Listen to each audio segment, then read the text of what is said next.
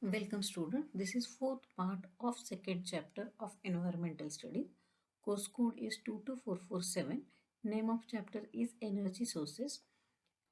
Now in this topic we were going to see present global energy use and future demands, then energy conservation methods, energy sources, then present global energy use, global energy future demands, energy conservation, energy strategies for sustainable world.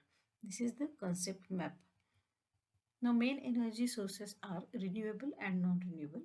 Renewable energy sources, it include solar energy, biomass energy, wind energy, geothermal energy, and hydropower energy.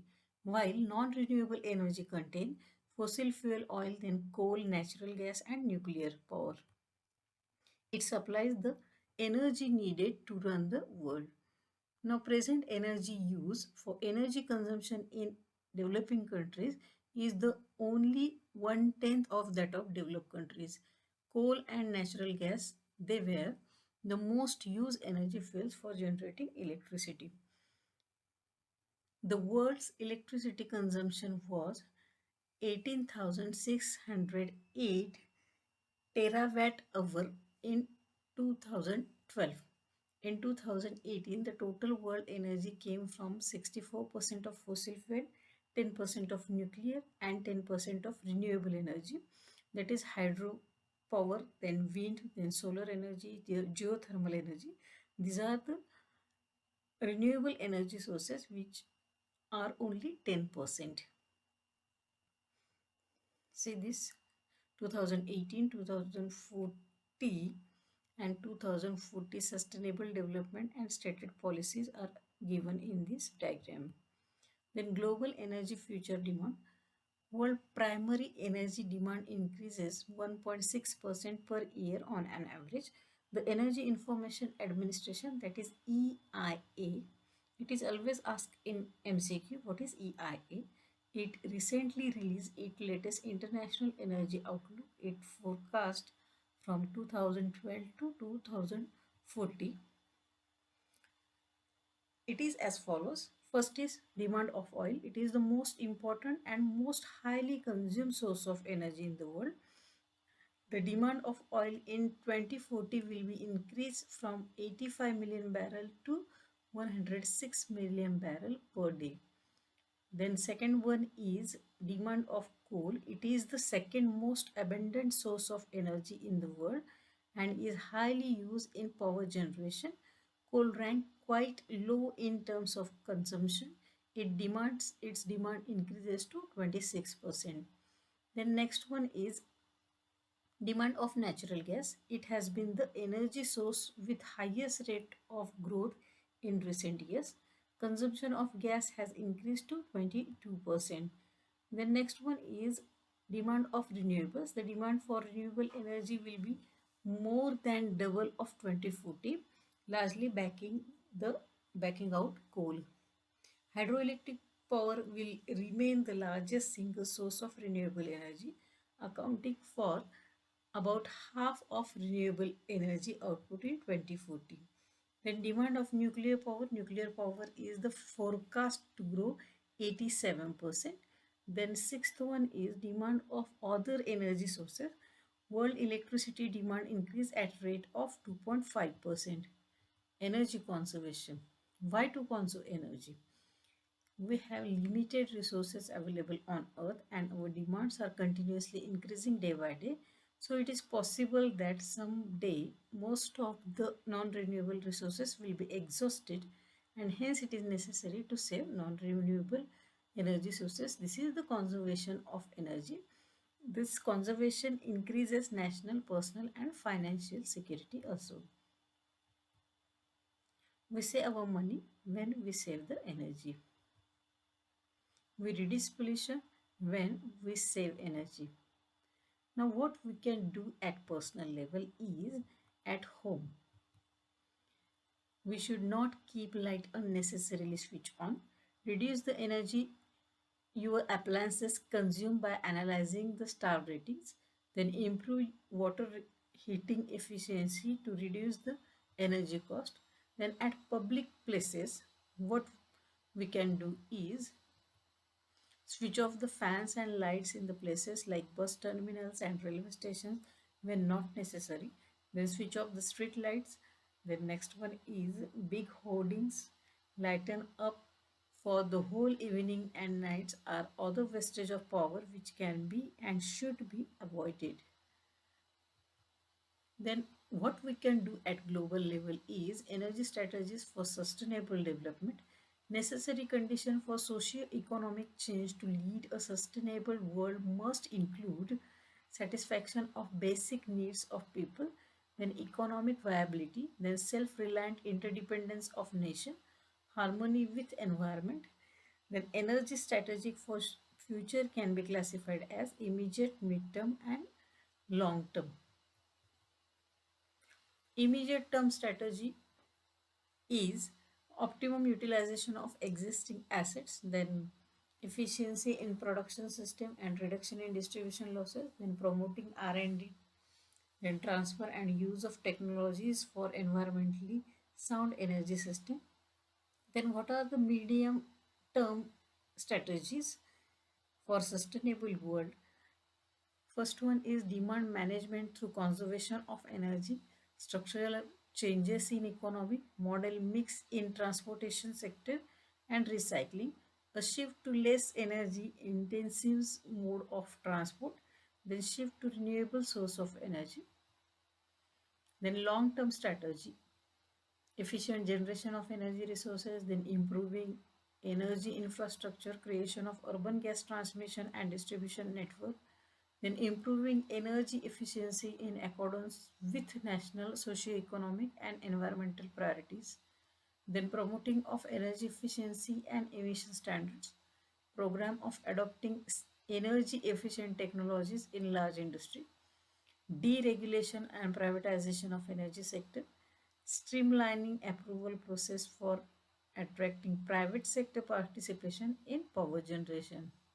These are some references which are used for this topic.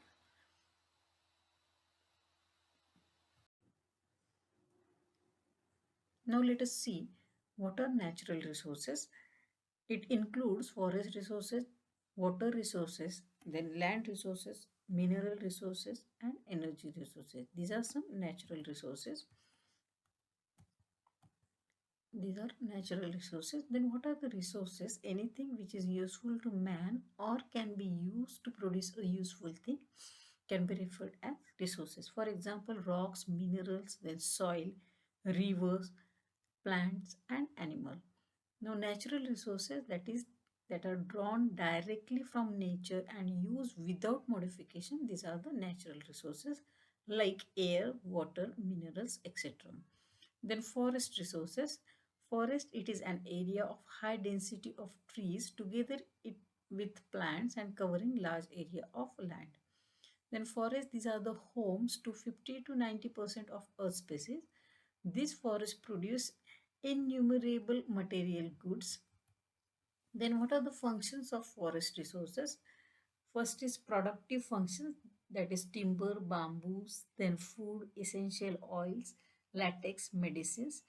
Then second one is protective function of forest resources is conservation of soil and water, then prevention of drought, then protection against wind, cold, radiation and noise. Then third function of forest resources is regulative function, that is absorption, storage and release of gases, water and mineral elements. Then second source is water resource. Earth, it is known as blue planet because 71% of Earth's surface it is covered with water. Ocean water is 97%, fresh water is 3%, then underground water is 29%, glaciers cover 70% of water, and only 1% of water is in rivers and lakes. See, the percentage is given here. Now, importance of water is water, it is an essential natural resource for sustaining life. Water is one of the most important substance on earth. If there is no water, then there would be no life on earth. All plants and animals must have water to survive. Water, it is renewable but limiting resource. The use of water apart from drinking water have many applications like agricultural use, then industrial use, household use and recreational use. Then third natural resource is land resource. Land, it is the among the most important natural resources. It covers up only 29% of Earth's surface. It is naturally occurring finite resource. It provides the base for survival of living being. It holds everything that constitute terrestrial ecosystem. Now, what are the uses of land resources? Agricultural land, it is a typically land devoted to agriculture. It is a land capable of being plowed and used to grow crops. Habitat for animals and plants. Forest is a habitat for many plants and animals because it provides suitable environment for them.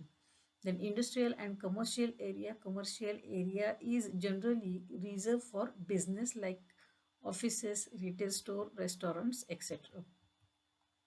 Then residential area means land it is used for permanent residence such as house, apartment, nursing home, school, child care facility, etc.